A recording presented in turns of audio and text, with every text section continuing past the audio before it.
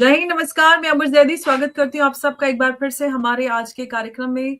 आज जियोपॉलिटिक्स की एक बहुत बड़ी और इंटरेस्टिंग और थोड़ी ऑकवर्ड खबर लेकर आप सबके सामने आए हैं। और पाकिस्तान के लिए एक बहुत ऑकवर्ड मोमेंट है जब पीएम मोदी और प्रेसिडेंट पुतिन की दोस्ती दुनिया के सामने एक स्ट्रेटेजिक डेप्थ दिखाती है। उसी वक्त पाकिस्तान रशिया के दरवाजे पर ऑयल के लिए भीख मांगता हुआ नजर आ रहा है। सवाल इतना नहीं है कि पाकिस्तान रशिया से ऑयल मांग रहा है। असली सवाल ये है कि क्या पाकिस्तान ट्रंप के प्रेशर के बावजूद रशिया के साथ खुलकर खड़ा होने का रिस्क ले सकता है। एक तरफ अमेरिका का डंडा, सैंक्शन, आईएमएफ प्रेशर, डिप्लोमेसी, दूसरी तरफ सस्ता रशियन ऑयल और एनर्जी सिक्योरिटी की मजबूरी, और बीच में एक पाकिस्तान जो अमेरिका को नजर अंदाज नहीं कर सकता और ना ही नाराज करना चाहता है। तो और उनकी इकॉनमी कोलैप्स होती है।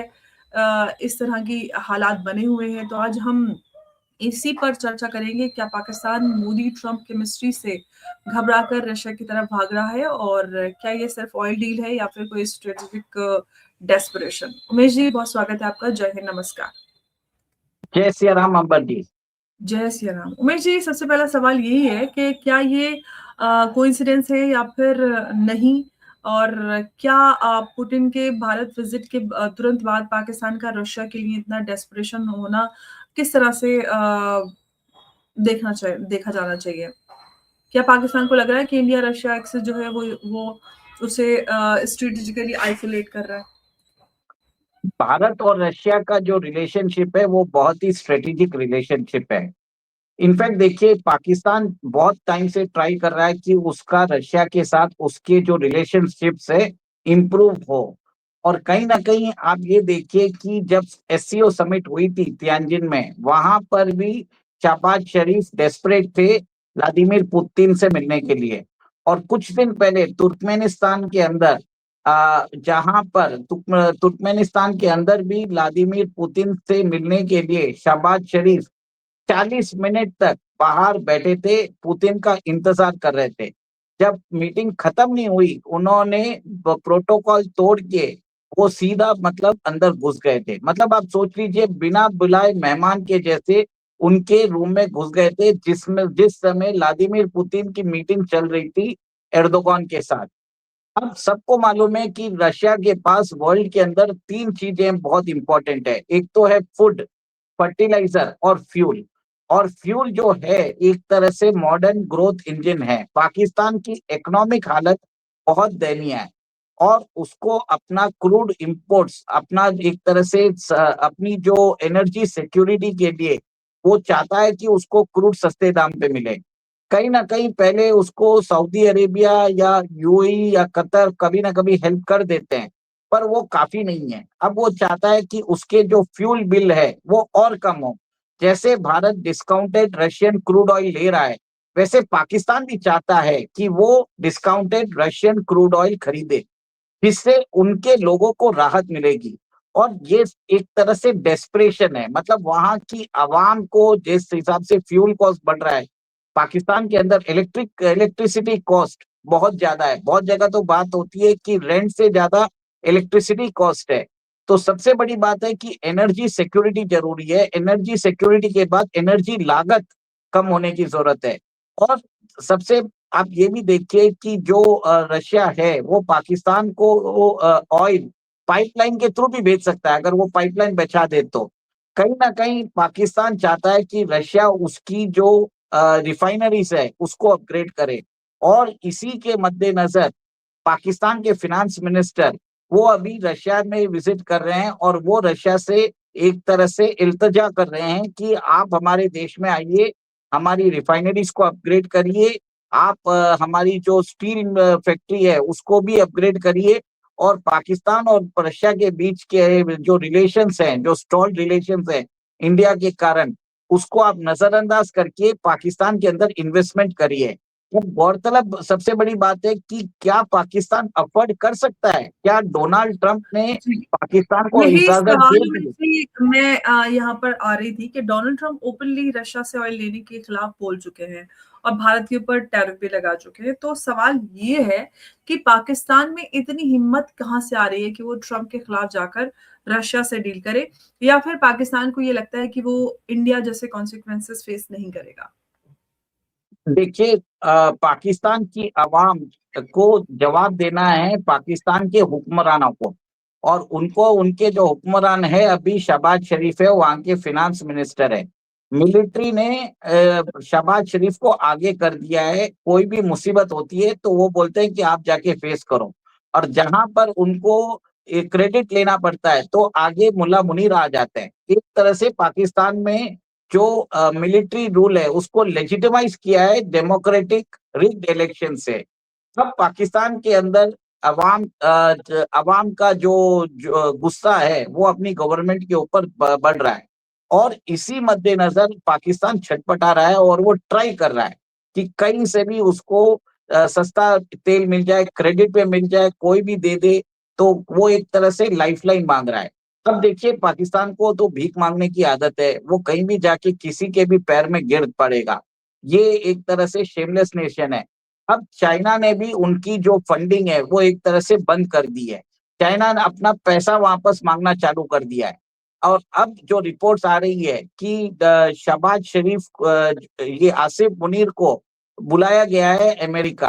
अमेरिका ने उनको तलब किया है कि आप व्हाइट हाउस में आके डोनाल्ड ट्रंप से मिलो, क्योंकि कहीं ना कहीं अमेरिका भी पाकिस्तान से एक तरह से खुश नहीं लग रहा है, क्योंकि पाकिस्तान जो है रशिया से भी बातचीत कर रहा है फॉर ऑयल।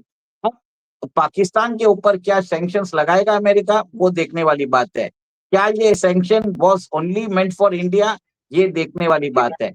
और सबसे बड़ी बात है कि इससे जो डोनाल्ड ट्रंप ने भारत के ऊपर सैंक्शंस लगाया है, तो डोनाल्ड ट्रंप के ऊपर भी एक तरह से प्रश्न चिन्ह चालू हो चुके हैं। अमेरिकन कांग्रेस में उनके जो इमरजेंसी पावर्स है, जिसमें वो कोई भी कंट्री के खिलाफ कितनी भी टैरिफ बढ़ा सकते हैं, उसको रद्द करना या खत्म करने का प्रस्ताव आ रहा है। यहाँ पर रिपब्लिकन सेनेटर्स खुद उनके खिलाफ हो रहे हैं। और उसी समय रिपोर्ट्स आ रही है कि पाकिस्तान रशियन ऑयल के लिए शॉपिंग करने के लिए वहां पे पहुंच चुका है। अब गौरतलब ये जी। देखिए कि यूक्रेन वॉर जिस दिन चालू हुआ था, इमरान खान उस दिन रशिया में थे, और वो भी वहां पर जाके उन्होंने रशियन ऑयल की बात की थी।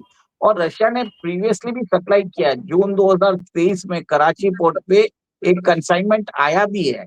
तो ऐसा है कि बिल्कुल। पाकिस्तान चाहता है कि जैसे भारत डिस्काउंटेड रशियन ऑयल खरीद रहा है, वैसे ही पाकिस्तान भी खरीदे। और और रशिया भी चाहता है कि उसको नए मार्केट मिले। रशिया को क्या फर्क, रशिया को अपने पैसे से हाँ, मतलब है। आपकी बात सही है, लेकिन बात तो उमेश जी ये है कि जब इंडिया रशिया से ऑयल लेता है तो सैंक्शन, मोरालिटी और प्रेशर, और अगर पाकिस्तान लेता है तो अमेरिका आंख बंद करेगा या नहीं, ये सबसे बड़ा सवाल है। और क्या पाकिस्तान को लगता है कि फ्रंट लाइन अलाई का लेवल अभी भी काम करेगा? और जो पाकिस्तान में हालात हैं, ये बात तो सच है कि पाकिस्तान की इकोनॉमी आईसीयू में है। तो सीधा सवाल ये कि रशिया डील जो है वो स्ट्रेटेजिक विजन है या सिर्फ इकोनॉमिक सर्वाइवल की लास्ट ये कोशिश है? अगर ये डील फेल होती है तो पाकिस्तान के पास प्लान बी क्या रहेगा फिर? देखिए, पाकिस्तान को एक तरह से ट्राई कर रहा है अपनी एनर्जी कॉस्ट को कम करने के लिए। कहीं ना कहीं अगर अमेरिका ने उसको मना किया तो वो बोल देगा कि अमेरिका भाई हमको पैसे दे दो, हमको एड दे दो। अमेरिका अभी किसी को भी फ्री लंच कराने के मूड में नहीं है। अमेरिका कुछ भी देने से पहले उसकी कीमत वसूल रहा है। वो बलूचिस्तान के जो मिनरल्स है वो एक्सपोर्ट हो रहे हैं अमेरिका को। फिर अमेरिका को ये भी मालूम है कि अगर पाकिस्तान रशिया से लेता है तो लेने दीजिए, उनको उससे कोई मतलब नहीं है। वो भारत के ऊपर सैंक्शन इसके लिए डाल रहे हैं क्योंकि भारत अमेरिकन डिमांड्स को नहीं मान रहा है। भारत ने एक तरह से बोल दिया है कि हम यूपीआई को इंटरनेशनलाइज करेंगे। हम आपको हमारा जो एग्रीकल्चर मार्केट है उसका एक्सेस देने वाले नहीं है। हमारा जो डेटा प्रोटेक्शन लॉस रहेगा उसके लिए नोडल ऑफिसर आपको इंडियन को ही अपॉइंट करना है। डेटा हमारे देश के अंदर ही रहने वाला है। और गूगल के जैसे सभी जो टैक्स है, इक्वलाइजेशन लेवी है, वो भी आपको देना पड़ेगा। भारत ने क्लियर कट बोल दिया है। भारत ने ये भी बोला है कि हम रशिया के से आर्म्स लेंगे, और ऐसा मतलब नहीं है कि हम आपसे भी नहीं लेंगे, हम आपसे भी लेने को तैयार है। आप सही दाम दीजिए, हम आपसे ले लेंगे। तो ये जो स्ट्रेटेजिक ऑटोनॉमी भारत के पास है, कहीं ना कहीं पाकिस्तान डिस्प्ले करना चाहता है कि वो अमेरिका का वसाल स्टेट नहीं है, अमेरिका का गुलाम नहीं है, और वो कहीं ना कहीं खुद के डिसीजंस ले सकता है, वहां की आवाम के बीच में एक मैसेज देना चाहता है। तो कहीं ना कहीं बातचीत करने गए हैं, अब जरूरी नहीं है एक तरह से ये पूरा हो।